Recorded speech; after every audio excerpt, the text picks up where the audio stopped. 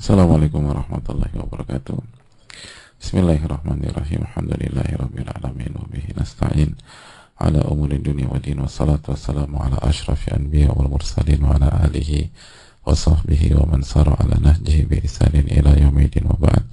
Allahumma shalli wa sallim wa barik wa an'im ala nabiyyina Muhammadin wa ala alihi wa sahbihi ajma'in. Hadirin Allah muliakan, alhamdulillah kita kembali dipertemukan oleh Allah Subhanahu wa taala pada kesempatan yang berbahagia ini dalam rangka menambah ilmu kita dan menambah iman kita. Semoga Allah Subhanahu wa taala memberikan ilmu nafi', ilmu yang bermanfaat bagi kita di dunia dan di akhirat, yang menambah iman kita dan membuat kita beramal soleh, dan semoga Allah melindungi kita dari ilmu yang tidak bermanfaat. Dan hadirin Allah muliakan, kita meminta kepada Allah Subhanahu wa taala agar Allah menjaga kita semua, menjaga orang tua kita, keluarga kita, orang-orang yang kita cintai. Semoga Allah Subhanahu wa taala menjaga guru-guru kita, ulama-ulama kita, dan seluruh umat Islam dimanapun berada, khususnya terzalimi di Palestina dan berbagai macam tempat yang lainnya. Semoga Allah Subhanahu wa taala memberikan kesabaran kepada mereka, memberikan ridho atau rasa ridho kepada mereka, dan memberikan keistiqomahan dan kekuatan untuk bisa tetap berjalan di atas iman dan ketakwaan. Dan semoga Allah SWT memberikan husnul khatimah kepada yang wafat, dan memberikan kesembuhan dan pengguguran khilaf dan dosa bagi yang tersakiti, yang luka dan sedang sakit. Semoga Allah SWT memberikan kebaikan kita kepada kita di dunia dan di akhirat. Amin ya rabbal alamin. Hadirin Allah muliakan, sebagaimana salawat dan salam semoga senantiasa tercurahkan kepada Rasulullah SAW beserta para keluarga, para sahabat, dan orang-orang yang istiqamah berjalan di bawah naungan sunnah beliau sampai hari kiamat kelak. Hadirin Allah muliakan,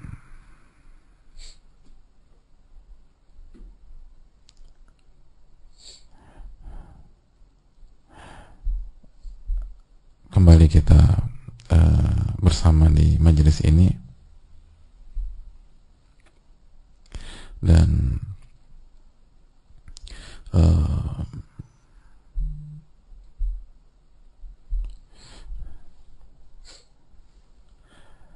ada sebuah nasihat dari para ulama kita sebelum kita buka sesi tanya jawab atau sesi diskusi sebagaimana biasanya. Dan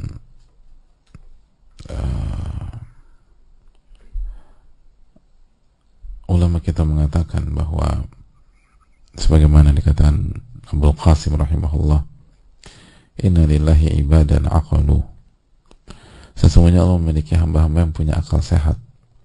Falamma aqalu amilu, dan ketika mereka punya akal sehat maka mereka akan beramal saleh. Falamma amilu akhlasu, dan ketika mereka terus beramal maka mereka akan jadi orang yang ikhlas. Ini menunjukkan keikhlasan itu, kata para ulama, butuh proses.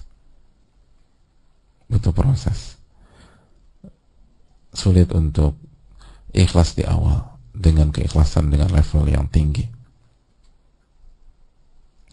Lalu fastada'ahumul ikhlasu il abwabil birri jami'an, baru begitu sampai derajat ikhlas yang kuat, yang tulus, baru ikhlas itu akan membawa kita ke berbagai macam kebaikan demi kebaikan. Jadi memang ikhlas itu butuh waktu, tapi bukan waktu yang dihabiskan secara percuma, waktu yang dihabiskan dengan permainan dan sendau gurau dan hal-hal yang gak bermanfaat, tapi waktu yang kita gunakan untuk berjuang. Makanya ulama-ulama besar seperti Al-Imam Daruqutni, lalu Imam Al-Dhahabi, dan para ulama mengatakan apa? talabnal ilma li ghairillah fa aba an yakuna illa lillah. Dulu di awal kita belajar, kita tuh nggak karena Allah. Jadi waktu awal-awal kita belajar, tujuan kita bukan karena Allah. Tapi ketika dijalani, diperjuangkan, maka ilmu itu akan membawa kita kepada Allah Subhanahu wa taala. Ilmu itu akan membawa orang yang ikhlas itu kembali kepada Allah. Itu konsep. Dan itu yang terjadi. Maka ketika kita merasa banyak kekurangan dan banyak khilaf, banyak tergelincir, khususnya di fase awal, di awal-awal, itu jangan berhenti, terus berjalan. Terus berjalan. Dan itulah hakikat dari kehidupan. Ketika kita belajar membaca Al-Quran, pasti di fase awal banyak huruf yang salah gitu loh. Banyak huruf yang salah, banyak hukum tajwid yang keliru. Jangan berhenti. Jangan bilang, gue parah banget, jadi gue kayaknya gak ada bakat. Enggak, separah-parah kita baca dalam membaca Al-Quran, jalan terus aja. Dengan syarat terus belajar. Nanti pelan-pelan Allah kasih taufik, Allah perbaiki, dan akhirnya bagus. Bahkan di level yang sangat tinggi. Dan begitu juga semuanya.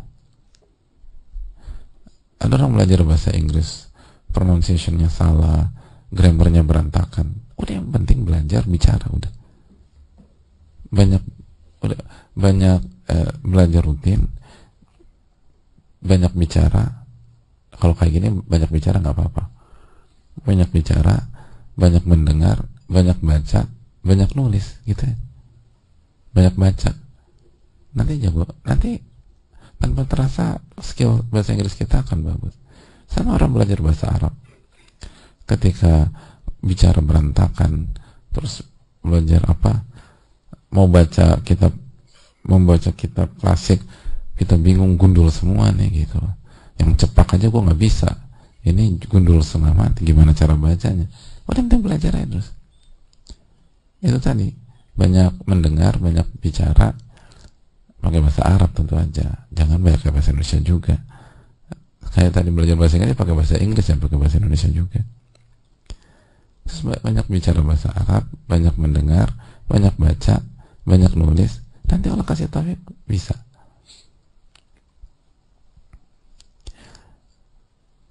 Kalau di tahun pertama belum bisa, tahun kedua. Nggak bisa tahun kedua, tahun ketiga. Terus begitu.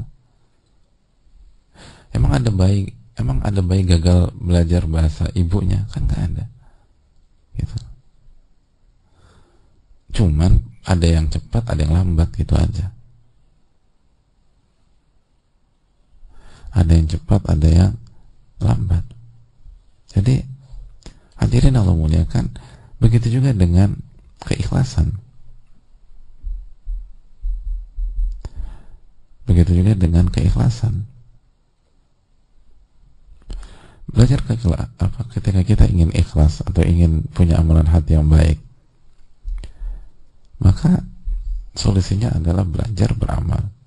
Belajar terus beramal. Belajar beramal. Belajar beramal.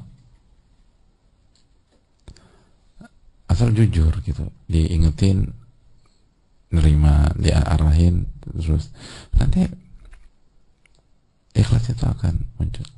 Makanya kata para ulama, butuh akal sehat gitu. Karena banyak orang nggak ngerti konsep, berpikir ingin langsung jago gitu, ingin langsung bisa. Enggak. Ini kan filosofi belajar dimanapun. Anda pokoknya belajarnya terus gitu. Tapi diamalin, belajar diamalin. Nanti akan sampai titik bisa, gitu ya. Pada satu titik insya Allah bisa. Dan ikhlas udah belajar yang rajin, ikut kajian yang rajin, diamalin. Ikut kajian yang rajin, diamalin. Ikut kajian rajin, diamalin. Nanti bismillah bisa. Bisa ikhlas, bisa bersih hatinya, bisa tulus, bisa bersikap dengan baik di hadapan keluarga, asal dilatih terus. Tapi kalau didiemin ya nggak bisa.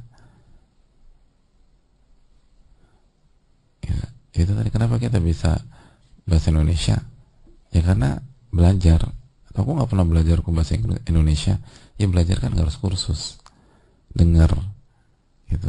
Emang dulu waktu ayah ibu kita bicara bahasa Indonesia kita tutup kuping kan, kita dengerin, itu belajar mendengar, terus diucapin, dengar diucapin, dengar diucapin, dengar diucapin, dan begitu seterusnya. Orang Inggris gitu kalau belajar mother tongue mereka, emang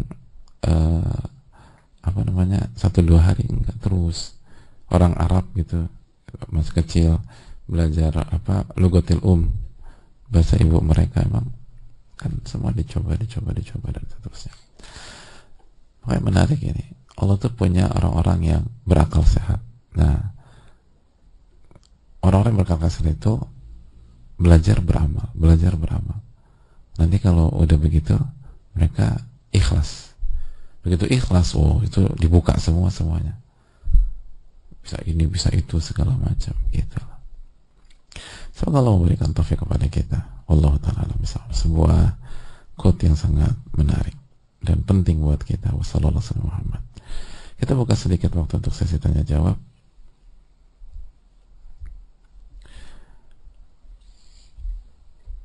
Bismillahirrahmanirrahim.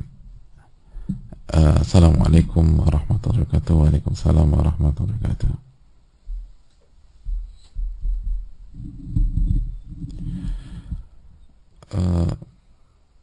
Izin bertanya Pak Ustadz, mohon maaf, bagaimana saya tetap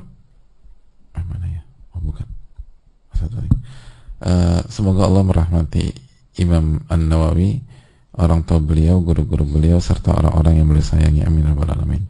Semoga Allah melindungi Ustadz, keluarga, serta seluruh tim kajian. Amin ya rabbal alamin. Semoga Allah juga merahmati seluruh umat Islam dimanapun berada, khususnya yang terzalimi di Palestina dan lain-lain. Amin ya rabbal alamin. Izin bertanya Ustadz, jadi saya sudah taubat nasuha, lalu apakah Allah tetap memberi efek dari dosa besar yang saya perbuat sebelumnya? Jazakallahu khairan. Yang pertama, hadirin Allah muliakan, ada 2 poin. Kalau seseorang itu sudah taubat nasuha, maka insya Allah Allah akan perbaiki kehidupannya.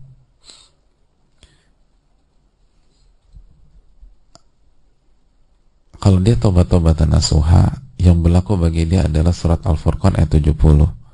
Coba ke surat Al-Furqan 70. Illa man taba wa amana wa amila amalan salihah fa ulaika yubaddilullahu sayyi'atihim hasanat. Kecuali orang yang taubat, beriman dan beramal saleh, mereka itu keburukannya Allah ganti dengan kebaikan. Masya Allah. Wa kana Allahu ghafurur rahima. Sesungguhnya Allah Maha Pengampun lagi Maha Penyayang. Jadi barang siapa yang bertobat, beriman, beramal soleh, faulaika yubaddilullahu sayyi'atihim hasanat. Jadi jangankan ada efek, keburukannya itu Allah ganti dengan kebaikan. Allah ganti dengan kebaikan. Dan Nabi kita SAW bersabda, at-taibu minadz-dzanbi kaman la dzanba lah. Orang yang bertobat dari dosa kayak nggak punya dosa. Tapi pertanyaan besarnya adalah, apakah tobat kita benar taubatan nasuha?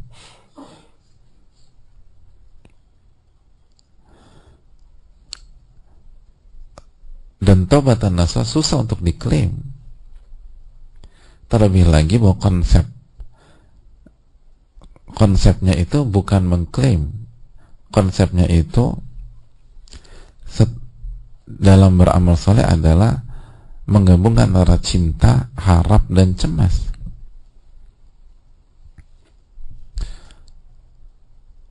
Cinta, harap, dan cemas. Bukan memastikan diterima.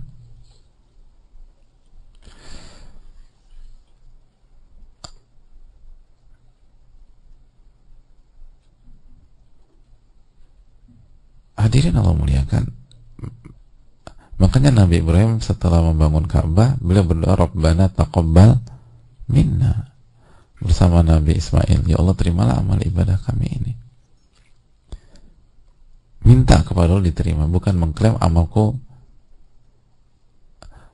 pasti diterima, tapi meminta.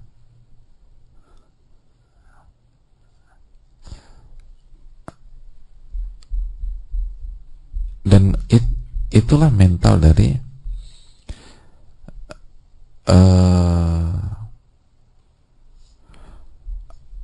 atau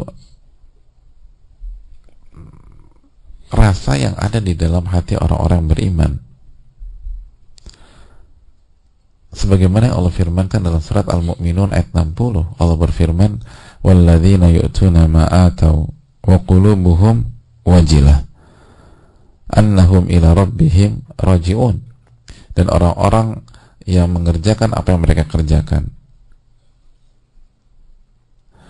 lalu setelah mengerjakan mereka atau hati mereka takut karena mereka yakin mereka akan kembali kepada Allah Subhanahu wa ta'ala. Jadi orang-orang yang mengerjakan apa yang telah mereka kerjakan, memberikan apa yang telah mereka berikan, setelah memberi ada ketakutan di dalam hati mereka karena mereka yakin mereka akan kembali kepada Allah. Aisyah radhiyallahu ta'ala anha ketika membaca ayat ini berpikir bahwa ayat ini untuk pelaku maksiat, setelah bermaksiat takut. Karena itulah tabiat kita, kalau buat kesalahan maka akan merasa takut setelah buat kesalahan, takut ketahuan, takut kepergok, takut dihukum, dan seterusnya. Maka Aisyah menggunakan logika ini untuk membuat untuk bertanya dan menyampaikan kepada Nabi SAW. Tapi apa kata Nabi SAW? Wah, bukan mereka, Aisyah. Benar, orang yang melakukan kesalahan dia akan takut. Tapi ayat ini bukan untuk mereka. Kata Nabi SAW apa? Humul ladzina yusallun. Mereka adalah orang-orang yang sholat, yang puasa, yang beramal soleh, dan setelah mereka beribadah, wa yakhafuna alla yutaqabbala minhum, mereka khawatir Allah tidak menerima amal ibadah mereka. Jadi salah satu ciri orang-orang beriman, ciri khas yang dimiliki orang-orang beriman, setelah beribadah itu tidak ujub, apalagi sombong, atau tidak mengklaim pasti diterima, tetapi setelah beribadah, sekali lagi, cinta mereka bertambah, harapan mereka bertambah, tapi juga di waktu yang sama ada rasa khawatir melakukan blunder, khawatir ada blind spot ketika mengerjakan hal tersebut, khawatir ada kelalaian sehingga tidak diterima sama Allah Subhanahu wa ta'ala. Dan rasa khawatir itu akan menjadi motor penggerak untuk beristighfar dan terus tawadhu seberapapun amal ibadah kita. Makanya kalimat yang kita baca pertama kali setelah sholat wajib, setelah salam ke kanan, salam ke kiri, apa hadirin? Istighfar. Astagfirullah, astagfirullah. Walaupun setelah itu pun kita bertahmid 33 kali, alhamdulillah, alhamdulillah, tapi istighfar dulu. Itu memberikan pesan bahwa itu tadi. Dan gak ada para sahabat nanya, kenapa istighfar ya Rasul? Atau bilang, kayaknya aku gak perlu istighfar ya Rasul, pasti diterima tadi. Oke, 100%. Gak ada yang bilang demikian. Karena begitulah kehidupan orang-orang beriman, tanpa dibuat-buat. Iman itu akan membuat kita semakin cinta, semakin berharap, dan juga ada kecemasan. Tetapi indahnya semua itu sesuai porsi. Jadi kecemasan itu atau kekhawatiran itu penting jika sesuai porsi. Begitu terlalu, karena kalau nggak ada kecemasan ngeremehin kita. Itu tadi. Mohon maaf kalau aku nggak beristighfar ya, karena aku pasti diterima. Sombong, ujub nanti. Kalau kecemasannya kebanyakan, paranoid, kehilangan harapan, putus asa, akhirnya malas ibadah. Kenapa? Karena sudah hopeless, udah nggak mungkin deh. sama aja. Gue mau berusaha juga pasti gagal. Gue mau sholat juga lo nggak terima, ngapain gue sholat kalau begitu? Jadi hadirin, itu yang perlu kita camkan. Jadi kalau benar-benar kita taubatnya taubatan nasuha, Allah akan ganti. Tapi pertanyaannya, benar nggak itu taubat nasuha? Itu yang perlu harus kita evaluasi. Itu yang perlu kita tanamkan bersama-sama.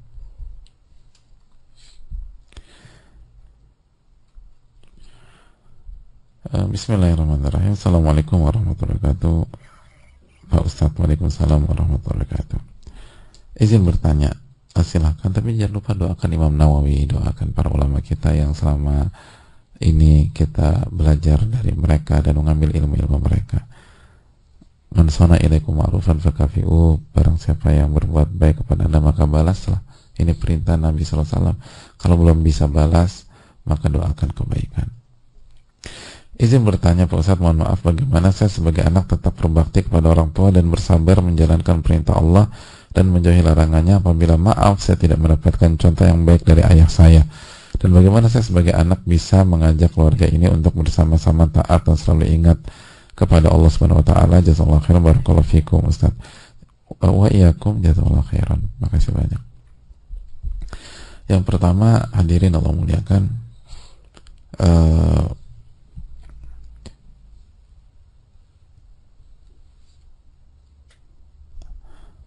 yang pertama, kita itu berbuat baik untuk keuntungan diri kita.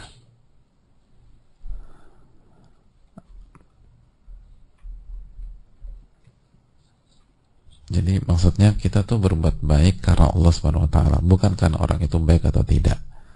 Dan ketika kita berbuat baik karena Allah, nanti Allah akan kasih banyak keuntungan buat kita. Jadi kita tuh berbuat baik bukan karena tuh orang baik atau buruk, tapi karena mencari wajah Allah Subhanahu wa taala. Dan kalau Allah terima, maka Allah akan kasih berbagai macam kebaikan, kelebihan dan keuntungan.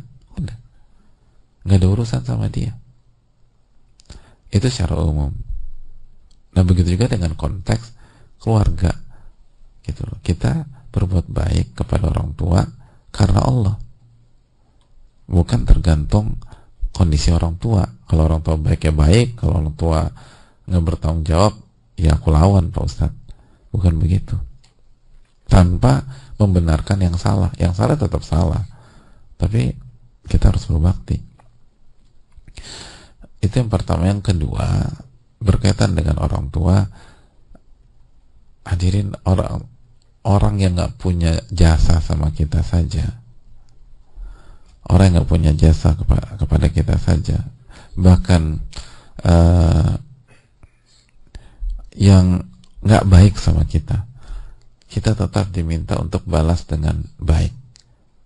Allah berfirman misalnya dalam surat Fussilat ayat 34, idfa' billati hiya ahsan, balaslah yang buruk dengan yang baik. Jadi ini orang berbuat buruk sama kita, Allah minta kita dalam ayat ini misalnya, idfa' billati hiya ahsan, balaslah yang buruk dengan yang baik. Lalu gimana dengan orang tua? Anggap aja banyak kekurangan, tapi bukankah jasa mereka juga sangat banyak? Jasa ibu kita mengandung kita tuh gimana gantinya, hadirin? Gimana bayarnya? Oh, aku udah kasih uang untuk ibuku 7 kali lipat dari biaya persalinanku dulu waktu aku lahiran. Emang tentang biaya persalinan doang? Gitu. Keputusan orang tua kita misalnya mempertahankan kehamilan kita dan tidak mengaborsi, itu priceless kan, nggak bisa kan, nggak bisa nilai dengan uang.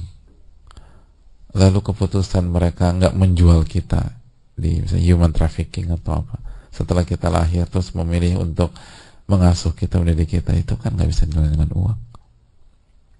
Terus ketika ibu kita melahirkan kita, beliau pertaruhkan nyawanya, apalagi dulu angka kematian jauh lebih besar misalnya dibanding sekarang, itu kan nggak bisa nilai dengan uang.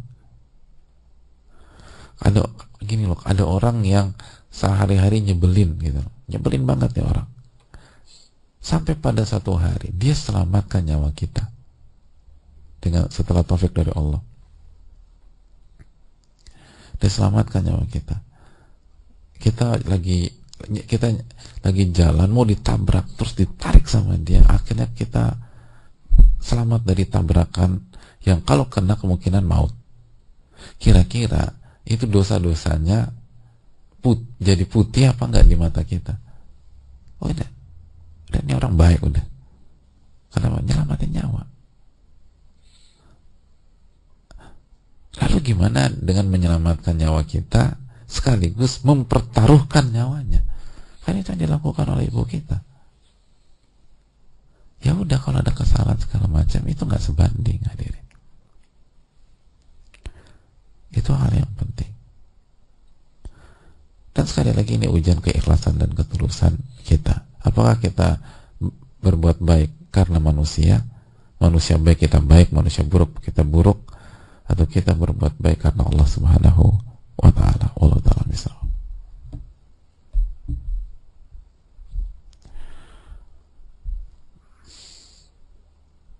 Dan mengajak keluarga untuk bersama taat mulai dari kita, kasih keteladanan di keluarga, terus pelan-pelan diajak bicara, komunikasi dan lain sebagainya. Banyak doa, kita seringkali lupa mendoakan keluarga kita. Allah ta'ala misal.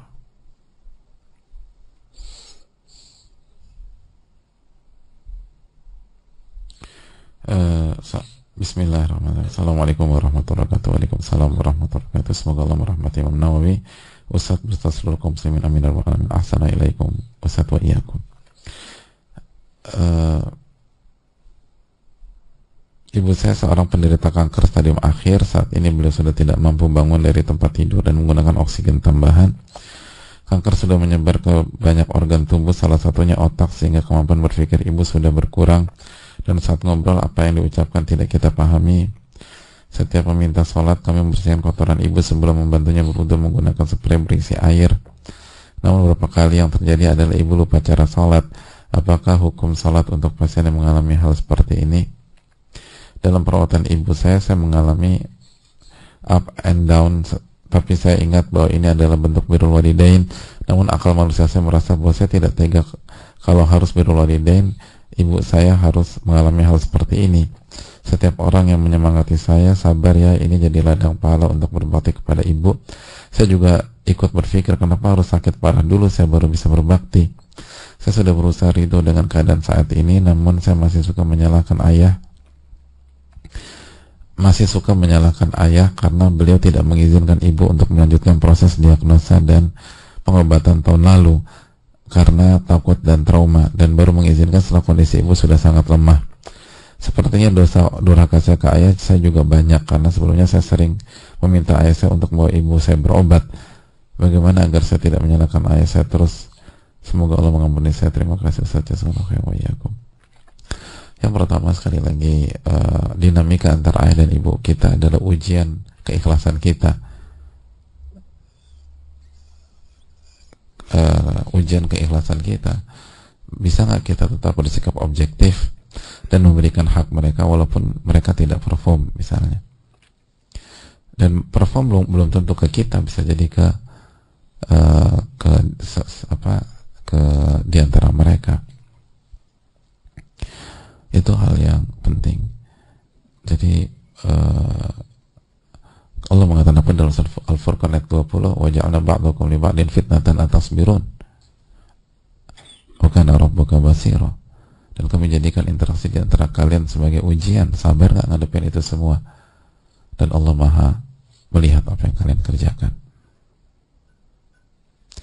Jadi sekali lagi, itu poin yang kedua. Semoga Allah SWT memberikan yang terbaik buat yang bertanya dan ibunya dan ayahnya, amin ya rabbal alamin. Dan semoga ibu beliau mendapatkan pengguguran dosa dan khilaf dan diangkat derajatnya oleh Allah SWT. Dan yang bertanya juga diberikan taufik untuk selalu birrul walidain kepada keduanya. Dan ini juga poin Kita bukan hanya berbakti sama ibu, tapi juga kita harus berbakti sama ayah.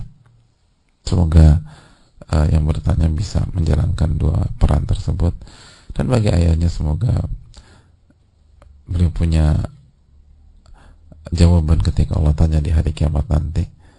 Dan kalau ada kesalahan, segera istighfar dan taubat kepada Allah Subhanahu wa taala. Dan alhamdulillah ya afana mimma talahum bihi wa faddalana ala katsirin mimman khalaqa tafdila. Dan sekali lagi, lupakan kesalahan masing-masing anggota keluarga. Jadikanlah sakit ibu sebagai common issue, isu bersama yang membuat seluruh perhatian fokus ke situ, gitu. Jadi jangan salah-salahan, tapi fokus ke memberikan yang terbaik buat ibu kita dalam rangka mengharapkan wajah Allah Subhanahu wa taala. Ini bisa disampaikan, semoga bermanfaat. Subhanakallahumma wa bihamdika, la ilaha illa anta, astaghfiruka wa atubu ilaik. Assalamualaikum warahmatullahi wabarakatuh.